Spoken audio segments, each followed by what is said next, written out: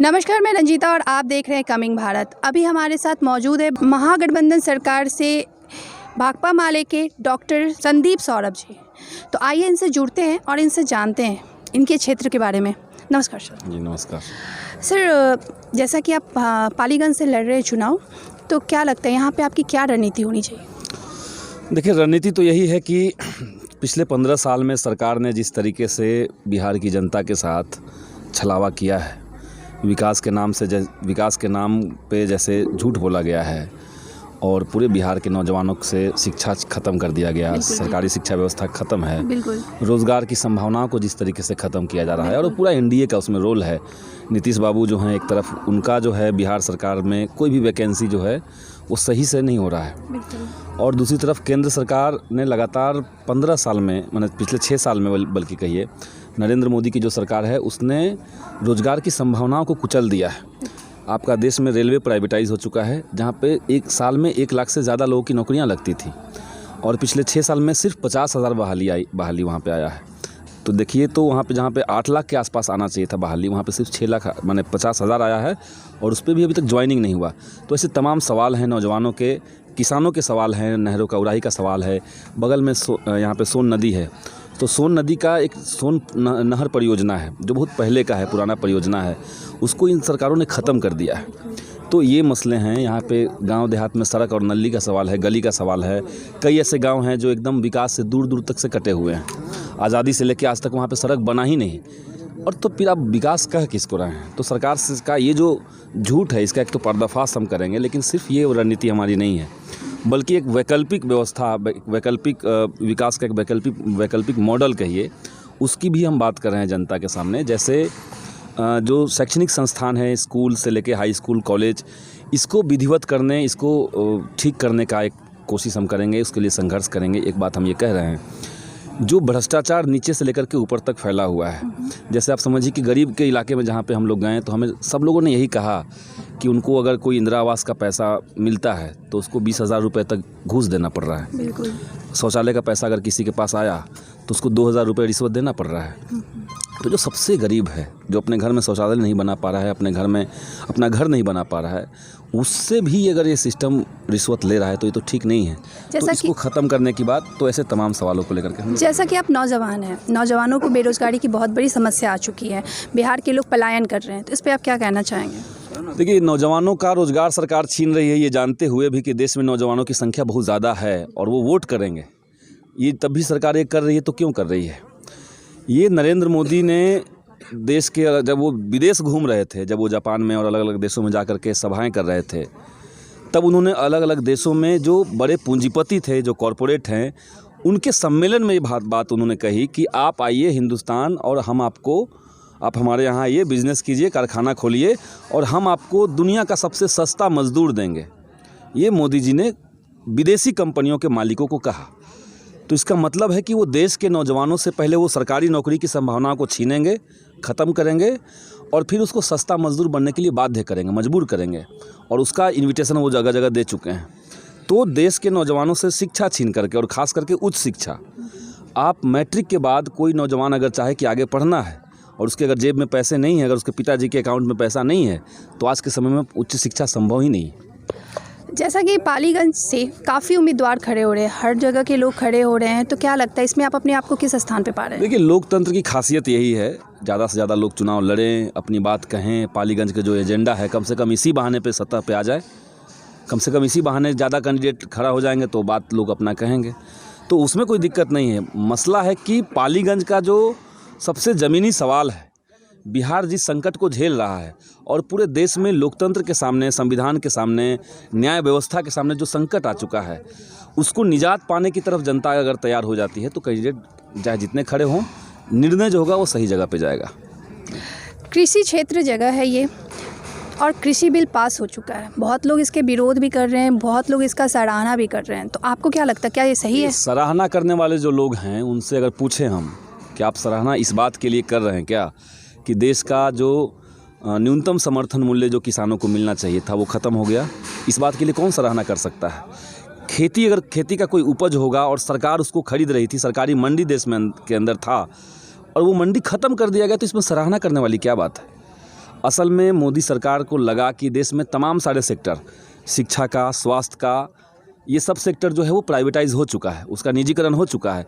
कृषि व्यवस्था एकमात्र अभी तक बचा हुआ था जिसमें किसान अपना खेती किए, फसल उगाए, मार्केट में या सरकार को बेचे और जो खाना है घर पे रखे। तो ये एक व्यवस्था था जो कॉरपोरेट के मार से, कंपनियों के पकड़ से बचा हुआ था। मोदी सरकार ने देश भर के किसानों को कंपनियों के हवाले कर दिया कृषि बिल ला करके। उसमें जो खतरनाक बिल है वो दूसरा जो उसका बिल कह रहा है कि कॉन्ट्रैक्ट पे खेती होगी, एक एग्रीमेंट वाली खेती होगी। और इसका मतलब है कि अगर एग्रीमेंट हो जाएगा किसी इलाके में तो किसानों को वही बीज बोना पड़ेगा, वही फसल बोना पड़ेगा जो कंपनी एग्रीमेंट में कहेगी, अन्यथा उनको जेल में भेज दिया जाएगा। अंग्रेज़ों के ज़माने में देश के अंदर एक कानून था जहाँ पे जो अंग्रेज़ थे उन्होंने नियम बना दिया कि देश के अंदर इस इलाके के जो किसान होंगे किसी खास इलाके में, उनको सिर्फ नील की खेती करनी है। अच्छा।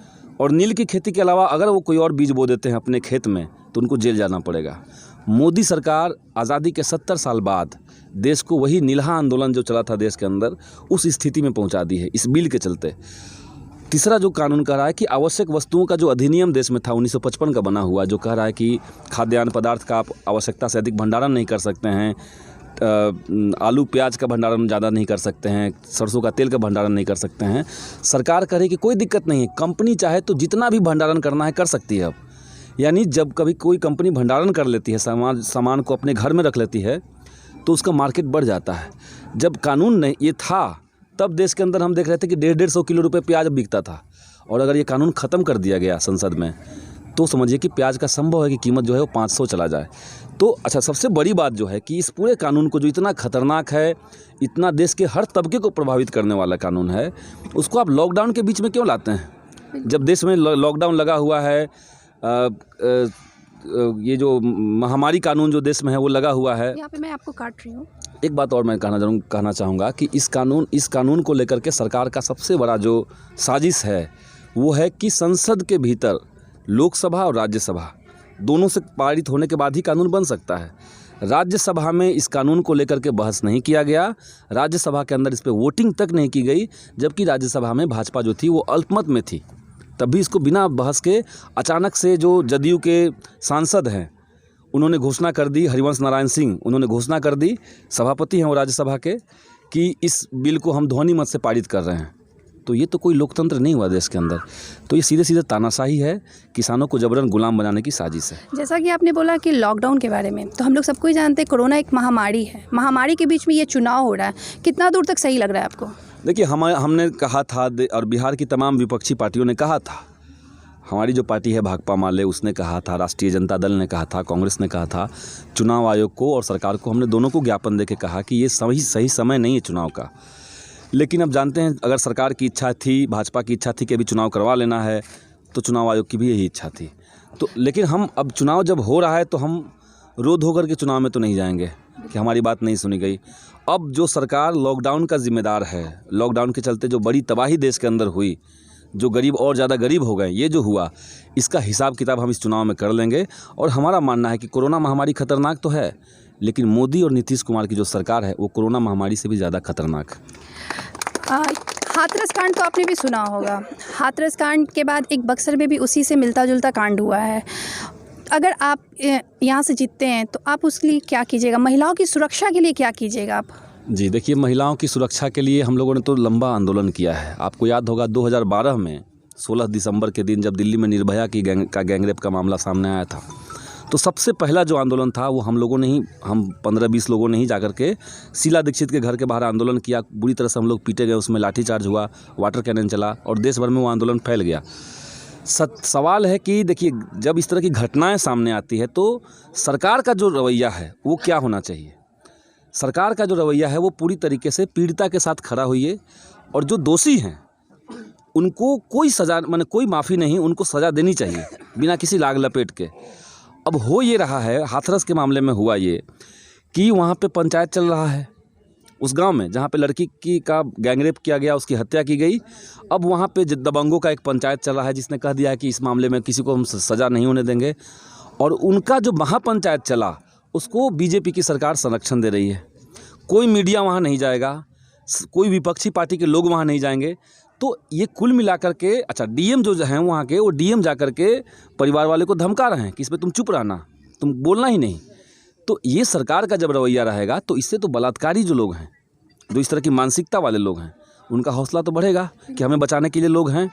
यही हुआ आपके पूर्णिया में 3-4 महीने पहले हमने देखा कि एक लड़की के साथ बलात्कार की घटना होती है और वो 2-3 दोस्तों के साथ जब थाने में पहुंचती है रिपोर्ट लिखवाने, तो उसको थाने में ही तीनों को बंद कर दिया जाता है। बलात्कारी बाहर है, तो वही आपका बक्सर में दिख रहा है। तो असल में ये बलात्कार की जो संस्कृति है, महिलाओं के सम्मान की, उनकी आज़ादी की को लेकर के सरकार का जो रवैया रहा है, ये पूरी तरीके से पितृसत्तात्मक है और मोदी सरकार खुल करके पितृसत्तात्मक बात कर रहा है, उस तरह का काम कर रहा है। आखिरी में मैं ये सवाल पूछना चाहती हूँ, आपके पार्टी का एजेंडा क्या होगा? हमारी पार्टी का एजेंडा होगा, सबसे बड़ा जो एजेंडा हमारा है, शिक्षा, रोज़गार और स्वास्थ्य सुविधाएं। ये तो हर किसी को चाहिए। बाकी अलग अलग गाँव का जो लोकल सवाल है, वहाँ के जो क्षेत्रीय सवाल है, गाँव के सड़क नली गली का जो सवाल है, ये सब रहे। बड़ा सवाल, बड़ा एजेंडा तो है कि इस देश में लोकतंत्र, संविधान और न्याय व्यवस्था को बचाना। और चलते चलते हमारे चैनल के थ्रू आप अपने गाँव वासियों को, आप अपने क्षेत्र के लोगों को क्या कहना चाहते हैं? हम यही कहेंगे कि ये जो चुनाव है, ये चुनाव कोई जाति चुनने का चुनाव नहीं है, धर्म चुनने का चुनाव नहीं है। ये कठिन समय का चुनाव है जब देश का लोकतंत्र खतरे में है। सत्ता में बैठे हुए लोगों ने देश की जनता के खिलाफ समझिए कि एक तरह की युद्ध की घोषणा कर दी है और इसलिए इस सरकार को, तानाशाही सरकार को आप पूरी ताकत के साथ, पूरी एकजुटता के साथ परास्त कीजिए और महागठबंधन को पूरे बिहार में हर सीट पे जितवाइए। ये हम जनता को संदेश देना चाहेंगे। धन्यवाद। अभी हमारे साथ थे पालीगंज विधानसभा के भावी उम्मीदवार राजद महागठबंधन से भाकपा माले के संदीप सौरभ जी, जिन्होंने अपना एजेंडा बताया है शिक्षा, स्वास्थ्य, बेरोजगारी, और इसी पे वो आगे चल करके काम भी करेंगे। और भी ऐसे ही छोटी बड़ी खबरों के लिए जुड़े रहे हमारे चैनल कमिंग भारत के साथ। और अभी तक आपने हमारे चैनल को लाइक, सब्सक्राइब और शेयर नहीं किया है तो ज़रूर करें। धन्यवाद।